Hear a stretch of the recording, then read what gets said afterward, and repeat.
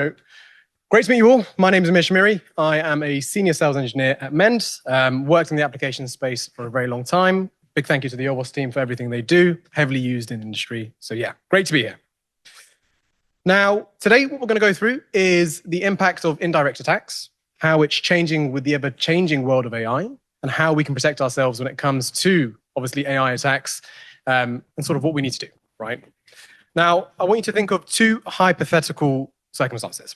What happens when we launch an empty HTTP server and log the traffic?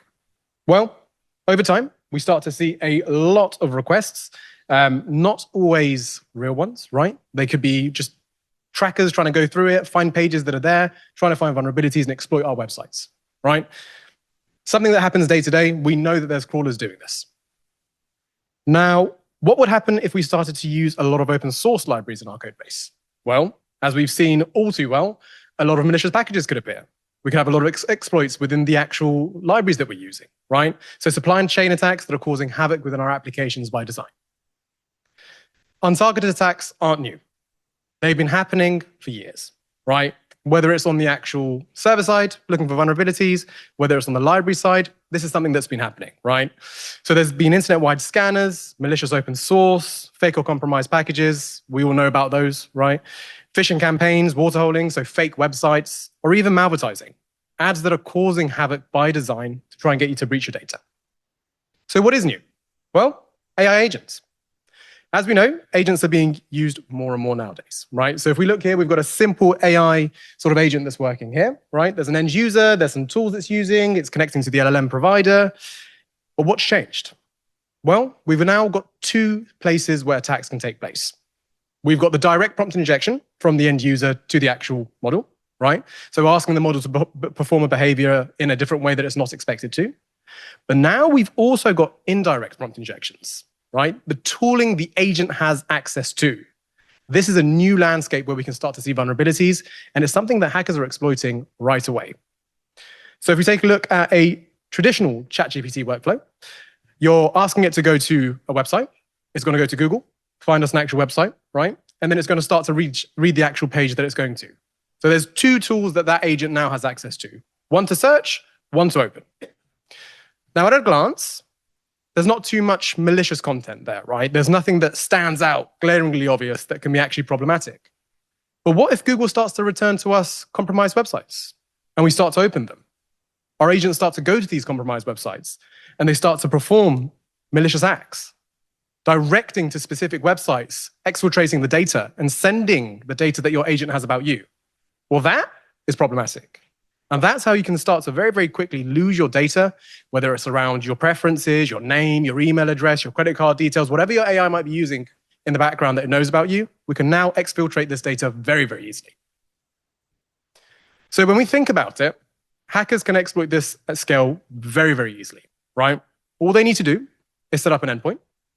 They need to launch content sites to be digested by AI agents. And they just need to pay for SEO and GEO. Put it in front of you. Get your agents to actually digest this information and start to cause havoc very, very easily. It's very simple, but very, very powerful.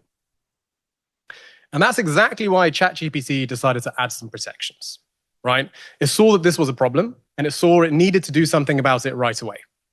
So what it first and foremost did, it limited the read page tool that it has to make sure that it's not reading absolutely everything you provide to it. It added guardrails for both the calls and after the execution, right? Making sure that we're looking at what's going on. Are we actually having real interactions, safe interactions? But it's also fine-tuned its models to make sure that it's catching up on these issues and trying to prevent them in the first place. But then came ChatGPT Atlas, an AI-generated browser that has access to everything you have and has more tooling than your AI agent did before. The landscape has just widened, right? The more tools you give to your agents, the bigger the impacts can be on the attack surface. We've now got web pages. We can actually digest images that have prompt injections. We've got our credit card data. So let's say, for example, we've got a tab. I'm on Barclays. What happens if someone actually does a prompt injection and starts taking all my money out of my account? Atlas is going to let them do that, right? So when we think about it, the more tooling we give our agents access to, the bigger the problem.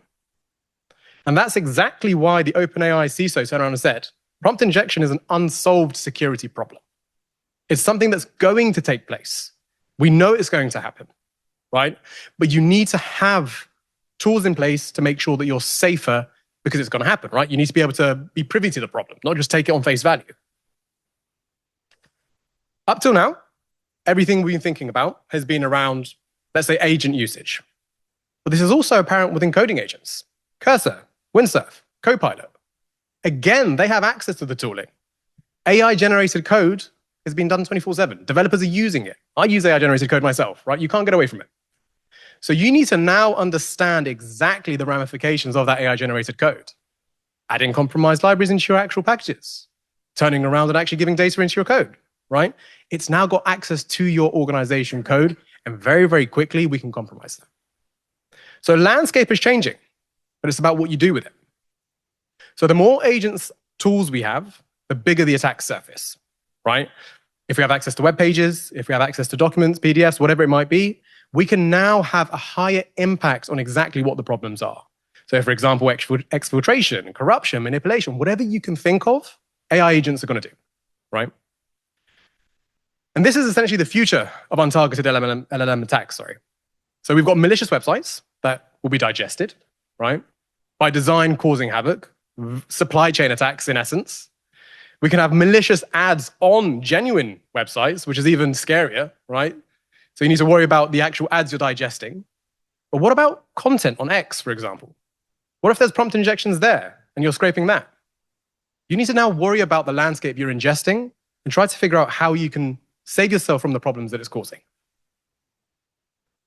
If you take anything away from today's slides, I want it to be this. If an agent has the means to do harm, someone will exploit it. If you give your agent access to credit card details, someone's going to exploit that. If you give an agent access to your code, someone's going to exploit it. You need to protect your assets, trust, but verify. So what can we do about it? Well, there's two talk tracks, right? As developers, we're creating the code, we're using these agents, we're building out these applications using AI. What can we do about it to make it safe? But also as end users, is there anything we can do? Well, as a developer, first identify what you're doing. What do we have access to? Review the actual tooling your agents have access to and limit them. Follow least privilege, right? It doesn't need to have admin access to everything, right? It might need to have access to your code base on one file, two files, but it doesn't need to be an admin user all over. You can actually start to use guardrails around the tools, as we've seen ChatGPT is doing this already, right? Making sure that we've got mini models monitoring the interactions and seeing exactly what they're doing. But then we can start to harden the prompts that we're instructing our models with, making sure our instructions are safe and secure so our models behave in the intended ways that we want them to. And last but not least, applying red teaming, making sure that we understand that the actual guardrails, the prompts that we've put in, are working in the intended ways.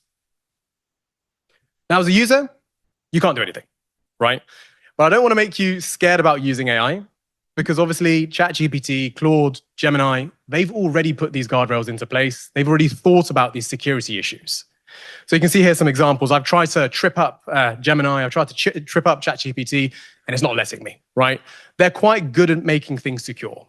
And that's why by design, if you're asking AI a question, it takes some time. You don't get an instant response like that. It's because it's evaluating what you're asking of it. Is this a safe request? Is it not? If it's not, we'll block it. But what about all the other agents out there? The internal ones, those N8N workflows you've created for your organization, those internal chatbots that you've created that have access to all of your HR data.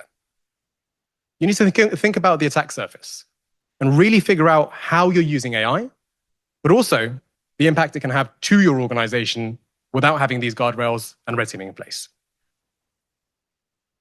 Short but sweet, I hope. So any questions?